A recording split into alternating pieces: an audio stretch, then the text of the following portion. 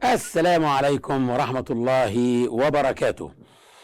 In the last video, we talked about the mistakes that parents do in upbringing their children, and it can cause atheism or apostasy from Islam.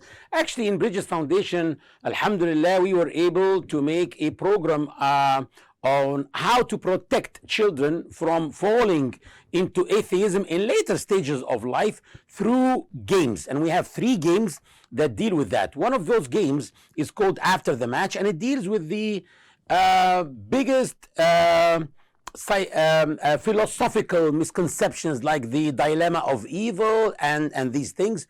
The other game is called Save the Turtles, and it's a game that establishes the fact of the existence of God. And the third game is called The Rescue of Two Princesses, which proves that Islam is the right religion. The issue is that there's a lot of root causes that can cause atheism or apostasy from Islam, people leaving the religion. And many of these actually are upbringing mistakes, whether upbringing mistakes by the parents or even by teachers or leaders of Islamic movement. I'm gonna give you actually some examples right now. Last time we talked about Tamir, the boy whom his father and mother raised as an infallible child who never do mistakes. Even when he was learning how to walk and he stumbles and falls, they tell him it's the mistake of the carpet, and they hit the carpet. If he bumps his head into the table, they hit the table and they say it's a bad table, and so on. So these are all problems and psychological complexes. One of the psychological complexes that is also caused is when parents talk in the presence of their children in a way that is not respectable of the religion of Allah. For example, I had a case of a girl who left Islam, and when we dug into the problem, we found that her trauma mainly was because her mother is a convert, and she wore hijab, but she kept always complaining about hijab. So the little girl used to see her mother complaining all the time from hijab.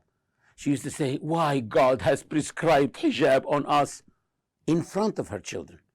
Oh, it's too hot. Why is it necessary that I cover my head and my neck and stuff like that? Later on, the woman herself became so convinced with the hijab and the wisdom of Allah behind that, but that was too late for the girl. That was after creating a complex for the girl herself, until she grew up and she had a complex that caused her to hate Islam. By the way, most of the atheism that we see is not really atheism. Rather, it is called mesotheism, which is the hate of God. People hate God, but they don't like to call themselves haters, so they call themselves rejectors. They reject the existence of God. But if you, for example, ask some of them, they tell you, haven't you seen what's happening to the children in Syria or whatever? Okay, that's not a matter of the God exists or not then. It's a matter of the characteristics of God. Is he merciful or not? But has nothing to do with his existence. But they don't tell you that.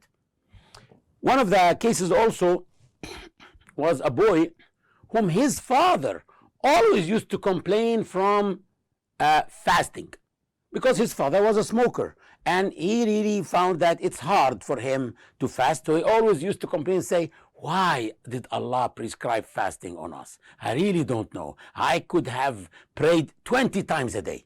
I don't have a problem paying my zakah. But why fasting? Fasting is hard, and so on. So speaking in a way that is not respectable like that about Allah or about the religion or about the worship of Islam can create a complex in the minds and hearts of our children. So people have to be very watchful and very careful how to talk about what they don't understand in front of their children. Okay, that's one of the things. Also, there is also other things Like, for example, the teachers of religion who teach Islam in the wrong way. For example, I had a person who was brought to me also, who left Islam to Christianity, and he became Christian. And this boy, when I sat with him, he said, well, I was brought in a very religious household, but I learned that Christians are bad people. And then as soon as I entered the university and I got in touch with Christians, I found that they're so nice, and they took me to the church and I learned to their preachers, and then I accepted Christianity. Of course, the problem here is in the upbringing. Who said that we have a problem with Christians? No. His parents and his teachers should have taught him that we don't have a problem with Christians. Christians are our neighbors, our colleagues. We don't have a problem with them. We have a problem with the belief system itself that associates with Allah someone else, that does not depend on any evidence, and we explain to the kids what's the problem, or what are the differences between Islam and Christianity, and why Islam makes more sense than. But we shouldn't go and tell them Christians are bad, Christians are doing this, Christians are doing that, they just do this or do that, and then when they get in touch with them, they find that we were lying to them. So why? Of course, this boy, alhamdulillah, returned back to Islam through a film or a documentary that we have. It's a video on YouTube. You can check it yourselves, called Missionaries' Deception.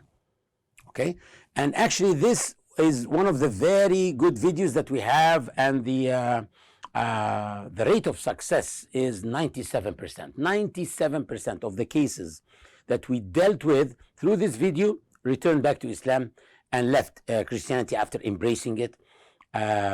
Actually, I remember that I was once called from a country in the Gulf. Actually, I don't want to say the name of the country. And they told me, well, we have a girl who accepted Christianity 2 years ago, and she's refusing to sit with anyone. And finally, she accepted to sit after like a big dispute with her mother. So she said, okay, I'm going to sit only once with one person. So they called me and they said, can we please send you a ticket? You will come, you'll be our guest, you will come and sit with her. I said, fine. I went, and upon arrival, the girl changed her mind and she doesn't want to meet with me. I waited for about 3 days. Every day they tell me, please give us a chance. We will convince her today. And then at the last day, after 3 days, I said, I have to go back to Egypt. Actually, I have my work and I have my business. They said, okay, we are very sorry. And they took me to the airport. And there I gave them a DVD with this, that had this film on it, Missionaries' Deception. I told them, tell her in this challenging way, this guy whom you punished and you locked him up in his hotel room waiting for you for 3 days to meet him is challenging you to stay a Christian for 1 minute after watching this film.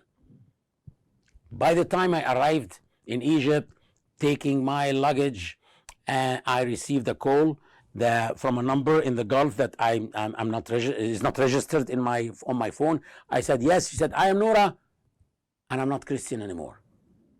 So that's why we need to educate ourselves, educate our children about our religion and about the differences between our religion and the religions that are there in the market that they can see and that are presented for them all the time.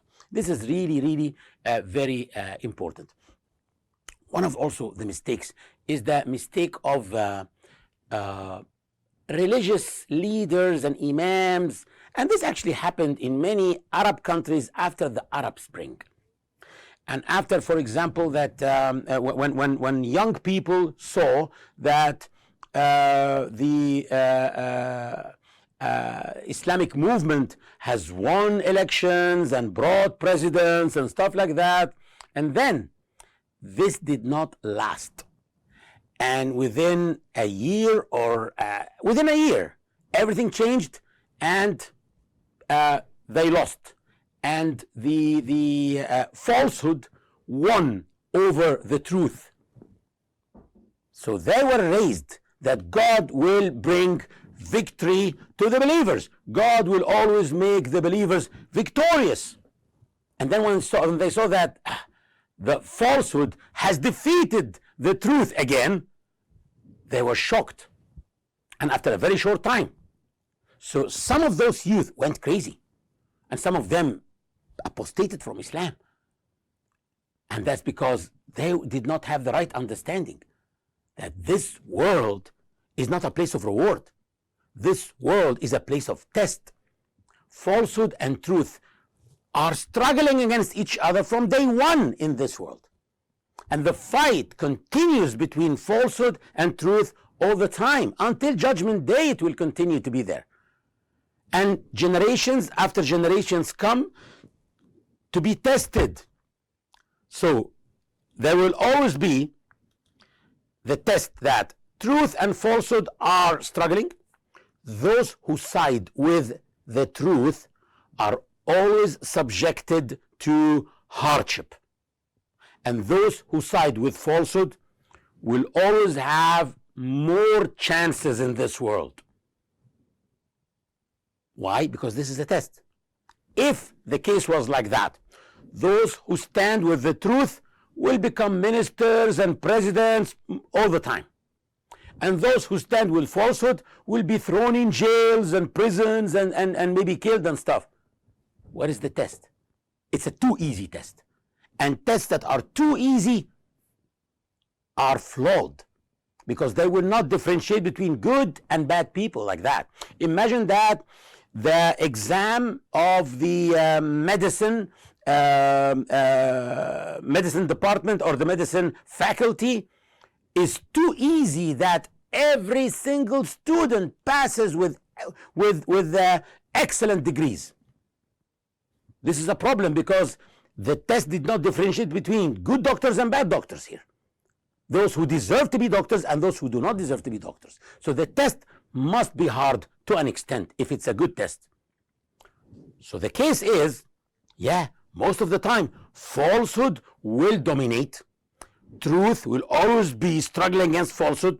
It will remove falsehood, but even if this happens, it will be for a short time, and then the struggle will continue again, and falsehood may dominate also again, and so on. And generations come to be tested. Who will side with the truth? Who will side with falsehood? Goodbye. Next generation come to be tested. This is the history of the world. But when this is not told to people, and when people are told that God will give victory to the believers and that this will remain, people get shocked, and people may leave Islam like that. No, we need to tell people the truth. The truth is, we are in the place of tests, not the place of rewards. This life, dunya means the earlier life. Al-akhirah, the latter one. So this earlier life is the place where people come to be tested, not to be rewarded. And the latter one is the place where people go to be rewarded eternally, inshallah. Jazakumullah khairan and barakallahu feekum. See you, inshallah, in another memory and another lesson. And don't forget to push subscribe to the channel, like or dislike if you didn't like the episode, but share it so that this can go viral and more people benefit from these episodes. Assalamu alaikum.